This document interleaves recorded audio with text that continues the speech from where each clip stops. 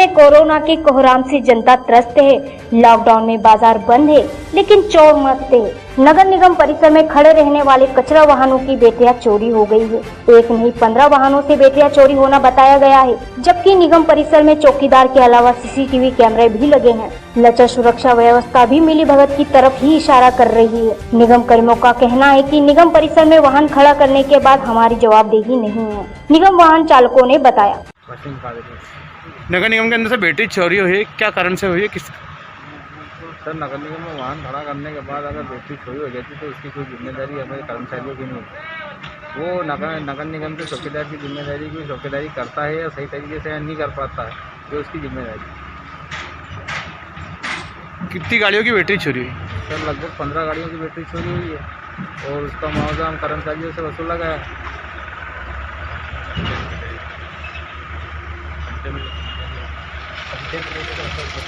मैं पूरा containment area से कचरा उठाता हूँ। अभी तक जितने भी क्वारंटाइन पेशेंट किए गए थे, बिबड़ोत, शिक्षा निकेतन स्कूल, सागौत रोड स्कूल, जहाँ पे भी पेशेंटों को रखा गया था, वहाँ से सबसे मैंने कचरा उठाया गया था। और मेडिकल कॉलेज से भी मैं कचरा उठाता हूँ, अपनी जान जोखिम में डाल के सारे पेशेंटों का कचरा जो कि मेरी गाड़ी में आता है।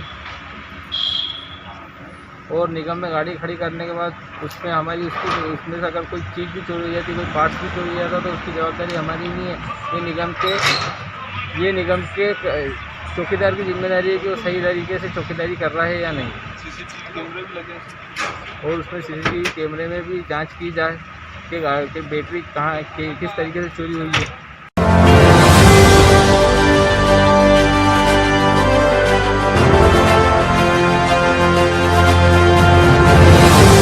बेकाबू होते कोरोना ने जोरों का झटका धीरे से लिया है। दूसरे चरण के कोरोना ने जीवन पर ही सवाल किया है। इस बार कोरोना मरीजों ने ऑक्सीजन की किल्लत को भी झेला है। अब यही किल्लत जलरानी मछलियों को भी भुगतना पड़ रहा है। शहर के प्राचीन तालाब में अठेलिया करने वाली मछलियों की मौत पानी में ऑक्सीजन की कमी से हो गई है। रविवार सुबह जाली तालाब में 50 से अधिक मछलियां मौत के मुंह में समाकर पानी के ऊपर तैरती रही। मछली की मौत होने से पूरे परिसर में बदबू प्रदूषण फैलता रहा। बताया जाता है कि पुण्य कमाने वाले पॉलीथीन भी तालाब में फेंक जाते हैं। कचरा पानी में सड़ता है। गर्मी में तालाब का जल स्तर भी कम होता है, जो जलरानी के जीवन के लिए संकट ही साबित हो रहा है। निगम कर्मी ने एक बोरा मृत मछलियों को निकालकर सफाई शुरू की है। निगम को ऑक्सीजन के लिए चूना डालकर फाउंटेन चलाना चाहिए, निगम कर्मी ने बताया। एक थैली भरा गया, इतना हो गया है, करीब 40-50 से ज्यादा मछलियाँ मर गई है। और ये मरने का कारण ये है कि जो दान पुण्य करने आते हैं मछलियों के लिए, वो थैली लाते हैं पॉलीथीन की, वो इसमें ही छोड़ जाते हैं। वो अपना बिस्कुट के पैकेट वगैरह सब बिस्कुट डालते हैं, तो वो भी सब यहाँ फेंक देते हैं। उसके कारण ही मछलियाँ मरती हैं। इन लोगों को समझाते हैं, समझ में नहीं आती है। डस्टबिन रख रखे हैं हमने, बाहर भी रख रखे हैं, अंदर भी रख रखे हैं, तालाब के अंदर भी, लेकिन उनमें नहीं डाल के और तालाब के पानी के अंदर ही फेंक जाते हैं। उसके कारण ये मछलियाँ मर रही हैं। बाकी ये फुहारा रोज़ चालू रहता है 24 घंटे मछलियों को ऑक्सीजन के लिए, लेकिन वो गंदगी फैलाने वालों की कमी नहीं है यहाँ पे अपने यहाँ, उसके कारण ये सब हो जाता है।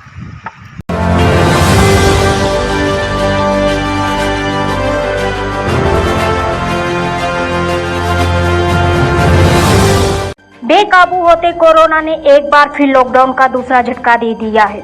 9 अप्रैल से लगाए गए लॉकडाउन को 26 अप्रैल की सुबह 6 बजे तक बढ़ा दिया गया है। जिला क्राइसिस मैनेजमेंट की बैठक में लॉकडाउन बढ़ाए जाने का निर्णय लिया गया है। बैठक के बाद कलेक्टर गोपाल चंदार ने बताया कि इन दिनों कोरोना संक्रमण तेजी पर है, जो सीधे लंग्स पर इफेक्ट कर रहा है, जिससे मरीजों और मृतकों की संख्या बढ़ रही है। लॉकडाउन के दौरान पूर्व में जारी की गई कोरोना कर्फ्यू की गाइडलाइन के अनुसार कोरोना कर्फ्यू का पालन करवाया जाएगा।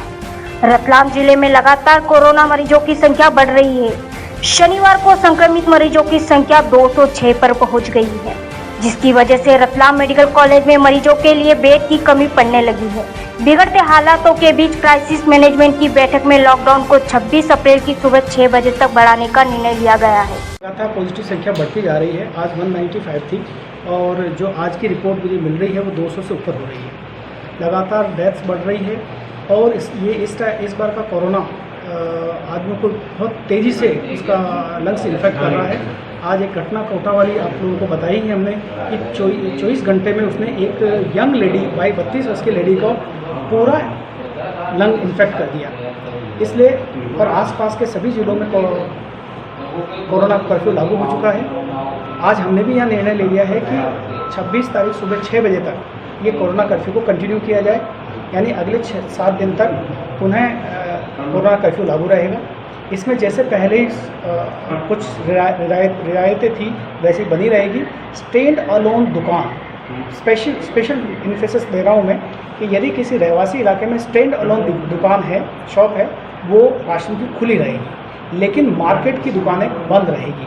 वो होम डिलीवरी उनकी कंटिन्यू चालू रहेगी। सिमिलरली पीडीएस शॉप्स ग्रामीण क्षेत्र में खुली रहेगी उनके सही समय पर 9 से 5 बजे तक, और शहरी क्षेत्र में पीडीएस शॉप्स खुलेगी, लेकिन वो अगले 10 से 12 दिन में उनके सभी ग्राहकों को, सभी हितग्राहियों को 1 बाय 1 बुलाकर राशन वितरण करेंगे। एक साथ भीड़ नहीं लगे, ये सुनिश्चित करेंगे। शहर की जो उचित मूल्य की दुकानें हैं, उसी के लिए मैंने बोला PDS shops. Sir oxygen cylinder की कमी काफ़ी देखी जा रही है, किस तरह से व्यवस्था को बनाया जा रहा है? हम लोग बहुत मेहनत करके ऑक्सीजन को पूरी मॉनिटरिंग करके लगातार ऑक्सीजन सप्लाई को कंटिन्यू मेंटेन किए हुए हैं, और होप है कि ये मेंटेन हम कर पाएंगे। सर कोरोना कर्फ्यू होने के बाद भी लोगों को पता है, लेकिन फिर भी अधिकांश लोग सड़क पर हैं, क्या उनके लिए कोई कार्रवाई के लिए कुछ करेंगे? नहीं, जो परमिटेड पर्सन्स है या पासदारी है या गवर्नमेंट सर्वेंट है, वही सड़क पर अपने काम से आ रहे हैं। आम जन सड़क पर नहीं आ रहे हैं, और फिर हम इस पर वापस यदि हम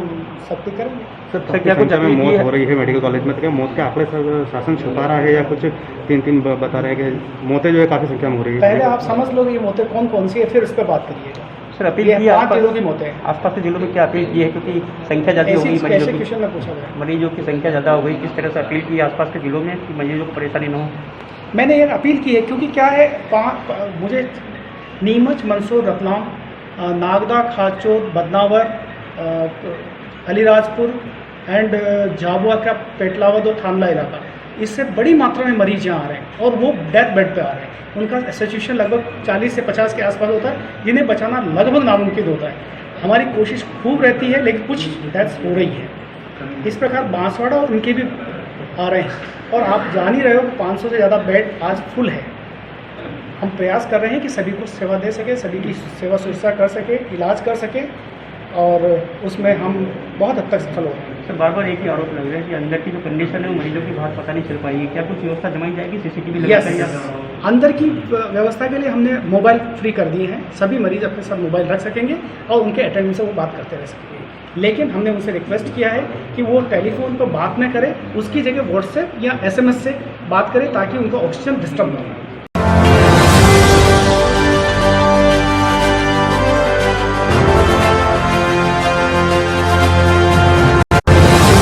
कोरोना कहर के बीच जब संकट गहराने लगा तो कुछ लोगों की मानवीयता भी सामने आ गई।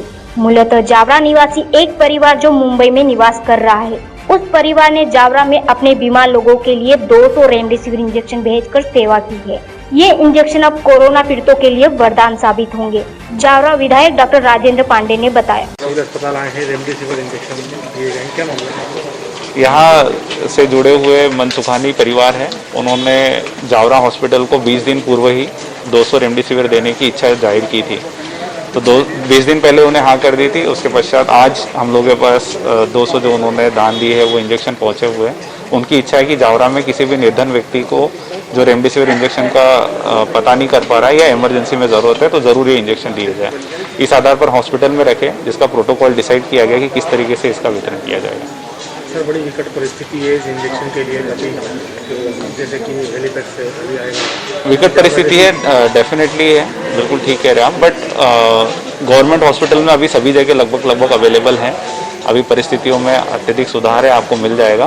परंतु जो गरीब व्यक्ति यहाँ का है और कहीं एडमिट है और वो इंजेक्शन की व्यवस्था नहीं कर पा रहा है, ऐसे व्यक्तियों के दानदाताओं की इच्छा है कि उनको दिया जाए और जावरा मूल से संबंधित हो, तो उनकी इच्छा को ध्यान में रखते हुए जुडिशियली इसका यूज़ किया जाएगा। Thank you.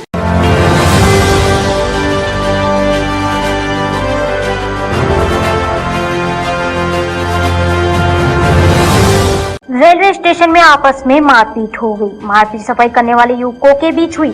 बताया जाता है कि CCTV फुटेज में मारपीट होती है, फिर भी GRP कार्रवाई नहीं कर रही। खबर के मुताबिक निजी कंपनी के लिए काम कर रहे लाल हिंग देवदास 16 अप्रैल को छुट्टी लेकर घर पर जा रहा था। तभी सीटीएस कार्यालय में पदस्थ राहुल शर्मा अगले दिन काम पर आने को मना किया। लाल हिंग ने जब वेतन मांगा तो उसके साथ मारपीट की गई। बताया जाता है कि मारपीट के दौरान सफाई उपकरण भी तोड़ दिए। निजी कंपनी के सुपरवाइजर ने बताया। चंद्र प्रकाश जोरानी। जब कहीं पर विवाद हुआ है, किस बात को लेकर विवाद हुआ है? क्या विवाद तो ऐसा कुछ हुआ नहीं है, बस आपसी मान्यता थोड़ा सा बातचीत के कारण थोड़ा सा मतभेद हुआ था, जिसके कारण थोड़ा सा आपस में मतभेद हुआ इन दोनों को और बातचीत हुई। ऐसा कोई हाथापाई वगैरह ऐसी नहीं हुई नहीं।